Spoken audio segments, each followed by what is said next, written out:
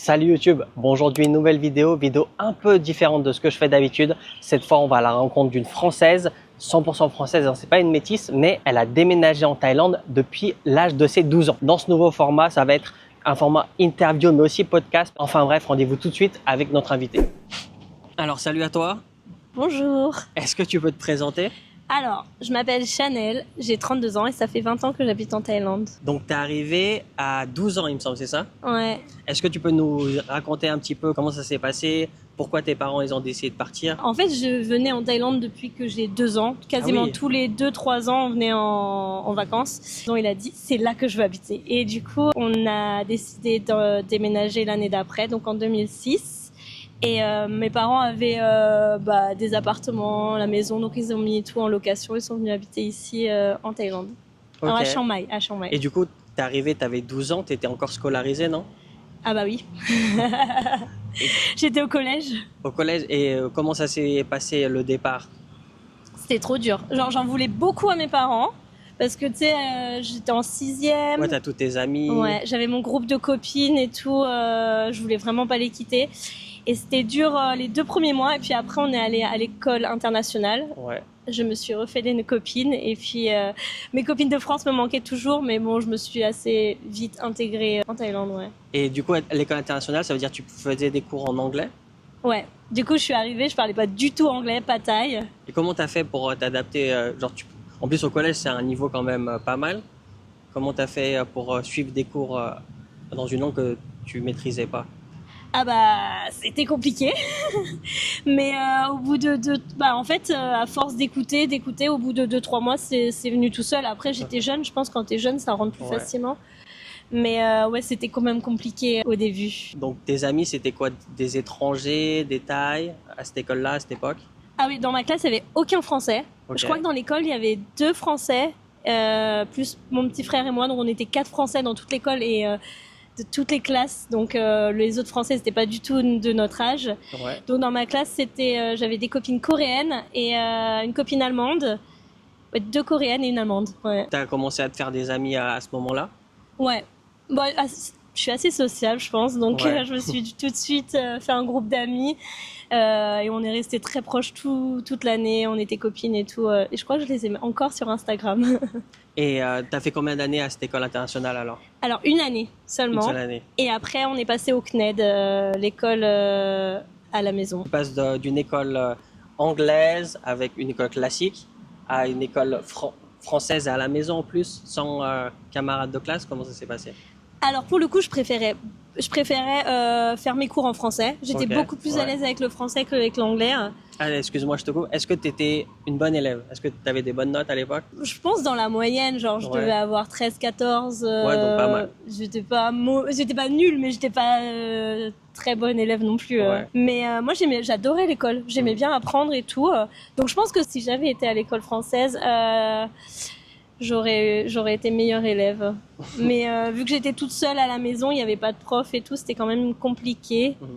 Et donc j'ai préféré faire les cours en français, mais quand même ça me manquait de pas avoir de copains, de copines en classe quoi. Il y avait que mon frère et moi. Et ça ressemblait à quoi une vie quotidienne d'une famille d'expatriés, école à la maison, 13 ans? Oh là là. Tu me rappelles quand j'étais petite et tout. Du coup, mes parents nous levaient, on se mettait sur la table de la salle à manger tous les deux. On ouvrait nos livres parce que du coup, à l'époque, il y avait Internet, mais c'était pas comme aujourd'hui. Ouais. Donc tous les ans, le gouvernement français, le CNED, nous envoyait deux énormes colis pleins de livres. Donc, tu avais sciences, maths, enfin toutes les matières. On avait un programme, on avait des contrôles à envoyer. Donc, ce qui était drôle, c'est qu'il fallait envoyer les contrôles en France. Ça mettait genre 1 mois à arriver. Ah oui. Du temps que la prof les corrige et tout, et elle nous les renvoie. Des fois, ça mettait 2 mois en tout. Du coup, on recevait la note 2 mois après avoir fait le truc, quoi. Donc, c'était très long, hein. Ok, en plus, à l'époque, il n'y avait pas ChatGPT, tu pouvais pas faire un scan, ok, les bonnes réponses, c'est ça, etc. Non, par contre, j'avais trouvé un truc, je crois que c'était le tout début de Facebook, ou sur Skyblog, je sais plus, mais j'avais trouvé un groupe de filles qui faisaient le CNED, et du coup, des fois, on s'entraidait quand elles avaient eu les réponses avant, on s'entraidait un peu, et je trichais un petit peu parfois sur certaines matières. Et est-ce que vous trichiez? Est-ce que tes parents, ils regardaient, ils corrigeaient avant d'envoyer la...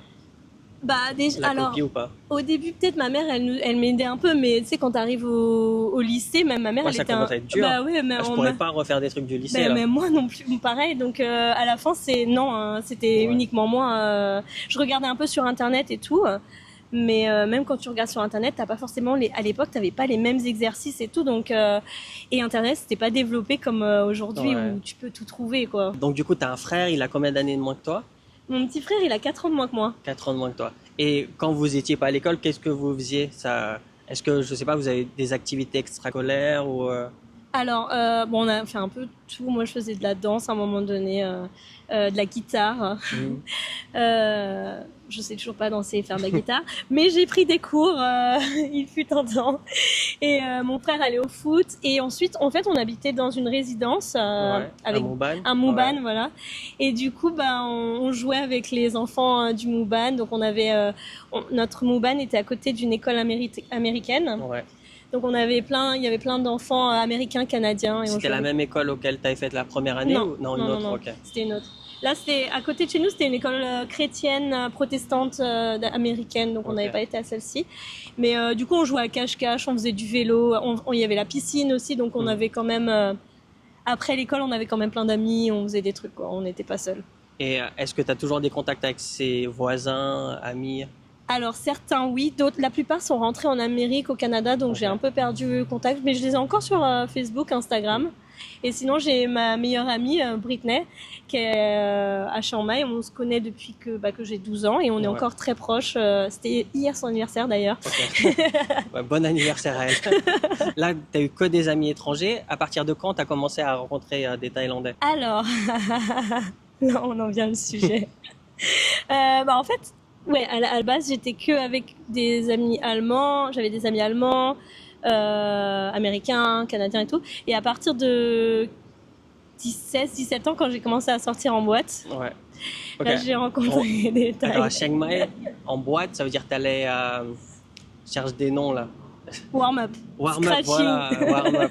Sur Niman. Ouais. Bah, il y avait warm-up, il y avait scratching aussi. C'était une boîte Si je connais hip-hop pas. à l'époque. Ouais, ok. Et c'était la boîte à la mode. Et donc, tu commençais à sortir et c'est là où tu as commencé à rencontrer des Thaïlandaises, Voilà. Thaïlandais. Ouais, c'est à ce moment-là que j'ai eu beaucoup plus d'amis thaï et que j'ai rencontré mon Ça veut dire qu'il copain s'est thaï. passé vachement de temps, 5 ans avant que tu rencontres des locaux. Ouais, en vrai, c'est ça. Bah après, tu sais, on allait souvent au restaurant, on voyait des locaux, mais c'était plus dans les commerces, c'était pas Ouais. forcément. Et tu n'avais pas des amis grâce à l'école de danse ou la guitare? J'avais des amis thaï, mais ils parlaient anglais, du coup, Ouais. non, j'avais pas beaucoup d'amis thaï avant, c'est vrai. Tu arrives à 17 ans, donc tu fais toujours l'étude CNED, c'est ça? Oh, ouais. Et tu commences à sortir, et là tu commences à rencontrer des Thaïlandaises, des Thaïlandais. Comment ça se passe? Est-ce que déjà tu parles thaï à cette époque-là? Non, pas du tout. Enfin, si, je parle rapidement, quoi. Je dis bonjour, merci, au revoir. Ouais, Enfin, la le base. strict minimum, quoi. Et ben, c'est à ce moment-là que je rencontre mon premier copain, et lui, il parle pas forcément très bien anglais. Ouais. Il a un groupe de potes thaï trop sympa. Et c'est là que je rencontre, du coup, ses potes. Il y a eu aussi des filles, et je me lie d'amitié avec plusieurs filles thaï.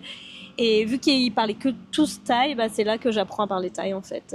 Ok, donc t'as pas suivi de cours particuliers, c'est juste t'étais Non. dans l'immersion et Ouais. petit à petit t'apprenais les mots, apprendre la langue.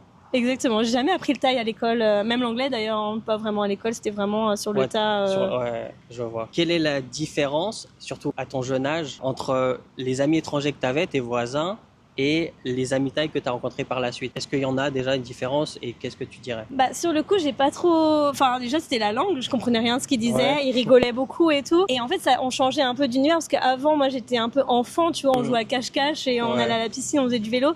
Et là, c'était en sortie, on allait en boîte. Donc, c'était pas du tout. Il y avait l'âge aussi Ouais. qui changeait. Et après, j'ai mis un peu de temps à comprendre parce que j'ai mis peut-être 6 mois, 1 an à commencer à comprendre ce qu'ils disaient et tout parce que je comprenais pas au début. Ouais. Après, j'apprenais petit à petit. Dès que j'entendais un mot, je demandais ça veut dire quoi ce mot. Et au bout d'un moment, bah, c'est comme ça que j'ai appris à parler thaï.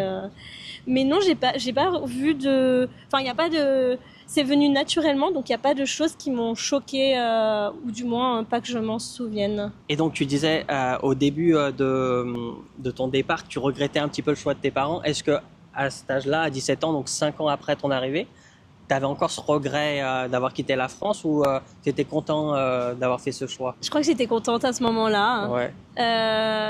Tu sais, j'avais mes amis, mon copain, on rentrait tous les ans en France l'été, Ouais. donc je revoyais quand même mes amis de France. D'ailleurs, j'ai toujours gardé contact avec elles. Et encore aujourd'hui. Et donc non, en fait, j'aimais bien ma vie ici. Le regret est venu peut-être après, genre il y a pas si longtemps que ça, quand je me suis dit j'aurais peut-être pu faire des études en France, ça aurait été cool d'aller dans une université française. Est-ce que tu as eu le bac en France? Alors en fait, j'ai fait le CNED jusqu'à la terminale. Ouais. Et j'ai passé le bac en candidat libre en France. Donc en fait, j'ai passé le brevet et le bac en candidat libre. Donc à chaque fois, j'avais des examens, je rentrais en France. T'as dû aller en France, tu pouvais pas le faire au lycée français à Bangkok? Non, parce que j'ai pas fait un... En fait, au lycée français, t'avais que bac S et bac L. J'ai fait Autre chose. un truc marketing, je sais même plus le nom. Un bac pro? Non, pas bac pro. Okay. C'était un bac mercatique. Je me souviens même plus pas, le nom. Ouais. Je voulais trop être dans le marketing, je crois. Et du coup, j'ai dû passer en candidat libre en France. Et t'as eu le bac et le brevet? Ouais, je les ai eu du premier coup. Comme quoi, c'était quand même un bon choix de faire le CNED. Ouais, après, je pense que tu vois, si j'avais été à l'école en France, j'aurais une meilleure note. Ok. Ouais. Parce que j'ai tout fait par moi-même. Je me dis, il y a des choses que je comprenais pas, je le faisais moi-même et je comprenais pas forcément. Je pense que si j'avais quelqu'un qui m'aurait enseigné, je pense que j'aurais eu une meilleure note, j'aurais eu une meilleure mention au bac. Et est-ce que tu aurais aimé être dans une école thaïlandaise, publique ou privée? Ah, je sais pas, tu vois, je me suis jamais posé la question. Pourquoi pas, ça aurait été une expérience en vrai. Moi, à l'époque, je pensais vraiment à être dans une école française, à faire les cours en français. Donc non, j'ai jamais pensé à être dans une école thaï.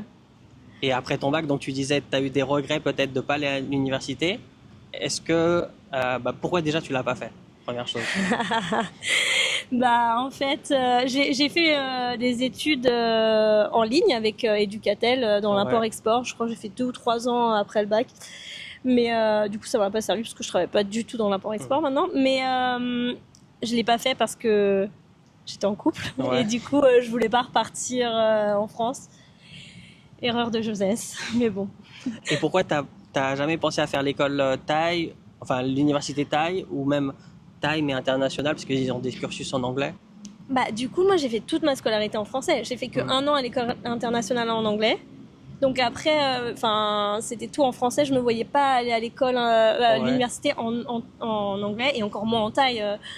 C'était pas possible. Ouais. C'est à partir de combien de temps tu dirais que tu parlais un thaï courant? Pour moi, courant, c'est dans la vie de tous les jours, tu arrives à t'exprimer correctement et déjà à te faire comprendre, mais surtout de comprendre ce qu'on te dit.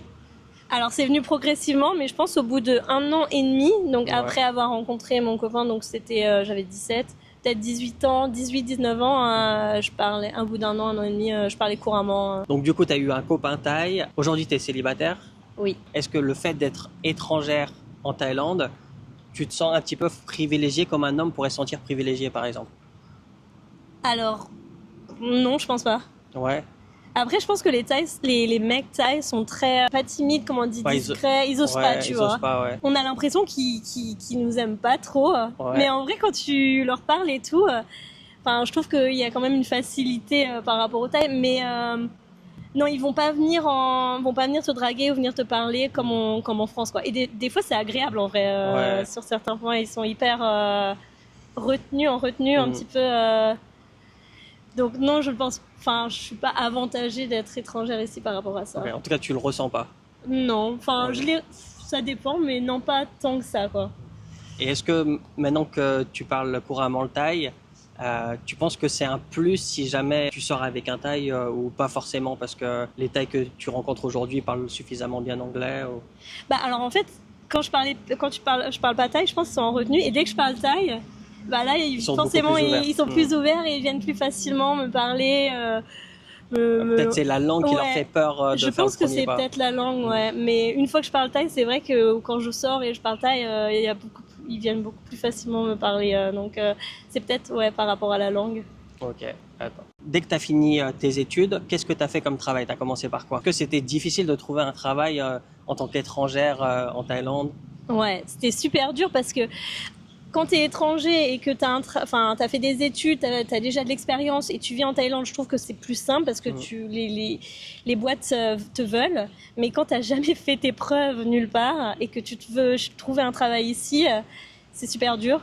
Donc j'ai un peu galéré au début et heureusement j'ai rencontré une copine, Déborah, qui elle m'a proposé de travailler en ligne avec elle dans le SEO, la rédaction web et tout.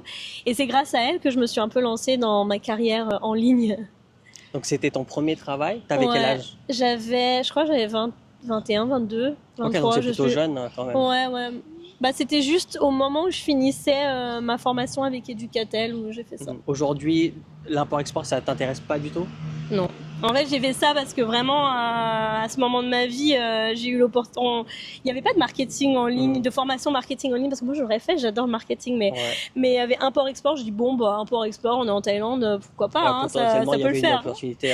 Du coup, j'ai fait ça, mais non, ça m'intéresse pas du tout. Et déjà, à ce moment-là, tu te voyais ta vie en Thaïlande? Même s'il n'y aurait pas eu ton copain? Je ne sais pas. Ouais, je pense qu'en fait, si, je pense que je voyais ma vie ici. Après, c'est dur, tu sais, quand t'as 20 ans, tu te dis, tu te dis pas, dans 10 ans, c'est longtemps. Tu réfléchis pas trop. Je sais pas, je me souviens pas trop exactement ce que je me disais à ce moment-là, mais à ce moment-là, je pensais, oui, rester en Thaïlande pour quelques années de plus, en tout cas, c'est sûr. Ok, et du coup, comme ça fait 20 ans que tu es en Thaïlande, est-ce que tu as un visa comme tout le monde? Qu'est-ce que tu as comme visa? Non, j'ai pas de visa. Je suis. T'aurais pu devenir thaïlandaise, par exemple. Alors, même après 20 ans, je ne suis pas thaïlandaise, malheureusement. Donc, j'ai toujours. Là, j'ai un work permit et j'ai un visa de travail. Voilà, je travaille pour une boîte qui est à Chiang Mai. Mais ça fait combien de temps que tu travailles? Depuis tes 21 ans, t'as quel âge? 32 ans? Ouais. Donc, ça fait 10 ans que tu travailles en Thaïlande. Est-ce que tu as déjà pensé à faire le visa permanent ou la nationalité? Alors, j'y ai pensé, mais depuis peu. Avant, je sais pas, pour moi... Tu savais pas l'existence? Ouais, je savais pas trop comment ça se faisait.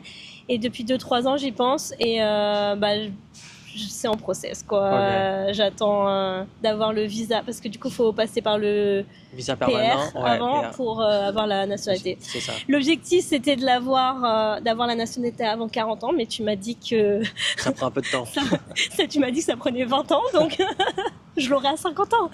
Non, parce que il faut travailler 3 ans avant de faire la demande de PR. La demande de PR aujourd'hui prend 2 ans. Et après, il faut 3 ans de PR, je crois que tu m'as dit. Non, 5 ans. 5 ans, je crois. 5 ans de PR pour faire la demande de nationalité. Et la demande de nationalité, elle, prend 8 ans en ce moment. Après, ça peut changer. Ouais. Mais en ce moment, on est sur ces délais-là. Ça peut être plus long. Moi, je pense que ça peut être que plus court parce que là, on est vraiment sur des records. Mais après, si, par exemple, dans les 3 prochaines années, je crois qu'il faut être marié 1 an, tu arrives à te marier et tu as un enfant, tu pourras skip et passer directement à la nationalité. Donc là, l'objectif pour c'est de se marier, c'est d'avoir trouvé un mec, me marier et d'avoir un gosse. Ok. Et rester 1 an. Et après, tu pourras faire la demande. Ok, et après, je largue tout. Faut attendre 8 ans. Attends 8 ans et après, c'est bon. Non, bon, c'est pas le meilleur... C'est pas le meilleur game plan. Ouais, non. On va rester sur le work permit. Work permit. Après, faire le PR dans un futur. Est-ce que tu as d'autres projets? Est-ce que là, tu travailles pour une boîte? Tu fais des réseaux aussi? D'ailleurs, où est-ce qu'on peut te suivre? Instagram, TikTok et Facebook, mais surtout Instagram et TikTok principalement. Tu peux nous dire le nom, tu peux l'épeler? Chanel Marine sur Insta et TikTok. Quel genre de contenu tu fais? En fait, c'est du contenu en thaï. C'est très spontané. Je prends mon téléphone et quand je suis de bonne humeur, je suis avec des gens cool, je prends mon téléphone et je fais des vidéos, je parle thaï, on rigole. Avec mon petit frère aussi beaucoup parce qu'il parle très bien thaï et il aime bien me vanner, ce petit con. Donc j'ai vu Kijakam. Ouais. Non, mais il se fout de moi tout le temps. Non, mais il est mignon. On l'aime bien. T'as vécu combien de temps à Chiang Mai? 16 ans. 16 ans. Et là, tu es à Bangkok, c'est ça, depuis combien de temps? Depuis 4 ans et demi. Et quelle différence tu donnerais entre la vie à Chiang Mai et la vie à Bangkok? Chiang Mai, j'aime bien, genre c'est tranquille pour les vacances et tout. Pour y vivre quand t'es jeune, je trouve que c'est trop tranquille, tu vois. Ça manque un peu de peps, Et je trouve qu'à Bangkok, il y a tellement de choses à faire, de tentations, de choses à faire et tout, que on est beaucoup plus actif à Bangkok qu'à Chiang Mai. Est-ce que dans le futur, tu te vois une vie à Bangkok ou retourner à Chiang Mai ou peut-être une autre province? Pour l'instant, Bangkok, j'adore. Après, peut-être quand je serai un peu plus vieille, j'aurai ma famille et tout, pourquoi pas Chiang Mai ou même Pattaya, j'aime bien Pattaya. Ok. Pas Pattaya. Walking Street. Walking Street, non, mais j'aime bien les alentours, genre Ouais. les beach clubs, les cafés. Il y a la mer, c'est pas loin de Bangkok. Je trouve que C'est un bon compromis. ouais, ou Bang Sen, j'aime beaucoup Bang Sen aussi. aussi, ouais. C'est pas loin de Bangkok, il y a la mer. Je pense que ça serait dans cette région que j'irais si j'avais l'occasion. Et dis-moi 3 points positifs et négatifs pour Chiang Mai, puis pour Bangkok. 3, c'est beaucoup. Alors, Ouais. Chiang Mai, c'est pas cher, c'est très chill. Genre, tu peux prendre le motobike, aller à droite, à gauche. Quoi d'autre? C'est très nature. Vous avez des cafés incroyables dans la montagne, avec des animaux, des chiens, des éléphants. J'adore les chiens.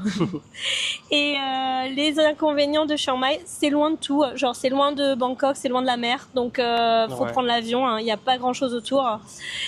Et à force d'y être, je trouve qu'on rentre dans une routine un peu trop calme. Ouais. Je sais pas si ça fait sens ce que Moi, je je dis. comprends ce Tu que comprends tu ce veux que dire. je- Mais est-ce que, dites-moi en commentaire si vous comprenez ce que je veux dire. Mais je vois ce que tu veux dire, ouais. Un peu trop, ouais. Du coup, et le troisième point négatif de Chiang Mai, la saison, Les brûlis. les brûlis, Ouais. là, les fumées, en fait, tout est en fumée, c'est tout blanc, on voit pas la montagne, et ça pique les yeux, c'est horrible.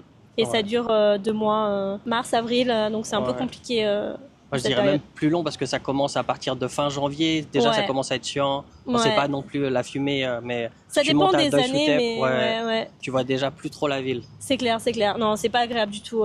Et pour Bangkok, Bangkok, alors la fête, les rencontres et les activités, enfin, et le fait aussi de pouvoir voyager facilement. On peut aller à la mer en 1 heure, on peut aller à Chiang Mai en 1 heure, on peut aller à l'international facilement. oui, parce que j'ai pas posé la question avant, mais comment tu te déplaces à Bangkok? Alors En principalement Thaïlande. BTS, Grab Bike, taxi quand je suis en ville, et sinon j'ai ma voiture quand je vais dans d'autres provinces. Et tu voyages souvent en voiture ou? Quand je vais à Pattaya, Khao Yai et tout, ouais, je prends souvent la voiture. Ou quand je vais dans des cafés à l'extérieur de la ville, ouais. J'aime bien conduire en voiture. En bike, j'ai peur, donc j'ose pas trop. Et pour en revenir, parce que je t'ai coupé, désolé, mais pour en revenir au point négatif de Bangkok, Point négatif, le bruit. Je trouve que c'est une Ouais. ville tellement bruyante. infini. Genre, Ça t'entends s'arrête jamais, même le t'entends soir. toujours un bruit, il y a Ouais. toujours du bruit. Le monde de tout, des fois c'est... Enfin moi je peux pas rester 3 mois, tu vois, sans sortir de la ville. Il faut forcément que je retourne à Chiang Mai, j'aille à la mer, Ouais. avoir un petit break. C'est une ville assez pesante. Donc le bruit, le monde, et le troisième, ça serait quoi? J'ai pas de troisième point négatif. Trafic. Ah, le trafic, ouais, le trafic aussi, ouais. Ah non, et les tarifs aussi, parce que c'est un peu plus cher qu'ailleurs Ouais, en c'est Thaïlande. cher. Surtout si on compare à Chiang Mai. Ouais, et même il y a des endroits, je trouve, c'est comme la France, genre les cocktails dans Ouais, les bars et tout. facile, Je trouve que ouais, la vie ici devient de plus en plus chère. Donc du coup, on va revenir sur l'apprentissage de la langue thaï. Aujourd'hui, tu disais que tu lis, tu l'écris. Est-ce que tu l'utilises dans la vie de tous les jours, la lecture et l'écriture? Oui, quand je parle à mes amis, hein, j'écris Ouais. en thaï. Ou quand je contacte, je fais des collabs avec des influenceurs thaï, ben, j'écris en thaï, ouais. Parce qu'avant, tu parlais uniquement, t'as pas appris les deux en même temps, si? Non, j'ai d'abord appris à parler et après à lire Et après à écrire. et après à écrire, ouais. Est-ce qu'aujourd'hui, avec le recul, tu dis l'écriture et la lecture, c'est super important, ou tu dis en vrai, dans la vie de tous les jours, j'aurais pu m'en passer? Maintenant, surtout maintenant avec le chat GPT et tout, non, tu peux t'en passer. Je pense que c'est vraiment parler qui est important, parce que quand tu Ouais. vas dans la rue, tu parles aux locaux, le parler c'est beaucoup plus important que le lire et l'écrire. Surtout qu'en plus les pancartes et tout, il y a écrit en anglais partout, je trouve. Ouais, souvent, ouais. Souvent, Maintenant, pas ouais. de partout, mais très Mm. souvent. Donc, je connais beaucoup d'étrangers qui sont là et qui le parlent sans l'écrire et ils le vivent bien. Donc, je pense le parler c'est très important, mais l'écrire, le lire, ça va. Si, par exemple, tu aurais un enfant avec un étranger, tu ferais la même chose, tu le mettrais dans une école internationale, tu ferais un CNED, ou tu le mettrais dans une école thaï? Ah, j'ai déjà pensé ça. Bah, en fait, je pense que je le mettrais dans une école internationale. Ouais, Bon, après, ça coûte très cher, donc à voir. ouais, c'est c'est un 250 000 budget, bahts l'année, ouais. je crois. Les moins chers, hein. J'en ai C'est vu. vrai, c'est la française, ouais. Ouais. Il y en a, Il y c'est en a jusqu'à 1 million. 1 million Ouais, de j'ai bahts vu 1 l'année. million de Donc, bahts l'année. non, je pense que l'école internationale, ça serait cool, ou l'école française. Mais si on est en Thaïlande, forcément, j'aimerais qu'ils parlent français, anglais, thaï, quoi. Bah voilà, je pense que j'ai posé toutes les questions. Est-ce que tu as un dernier mot à ajouter, un mot de la fin? Le mot de la fin, parlez thaï, venez en Thaïlande et Bangkok c'est trop bien. Voilà, donc merci à Chanel d'avoir participé à cette petite vidéo, d'avoir pris son temps. N'oubliez pas de la suivre si ça vous intéresse de voir du contenu en thaï spontané. Et puis, n'oubliez pas de vous abonner à la chaîne, c'est pas déjà fait. Et moi, je vous dis à la prochaine. Ciao! Ciao!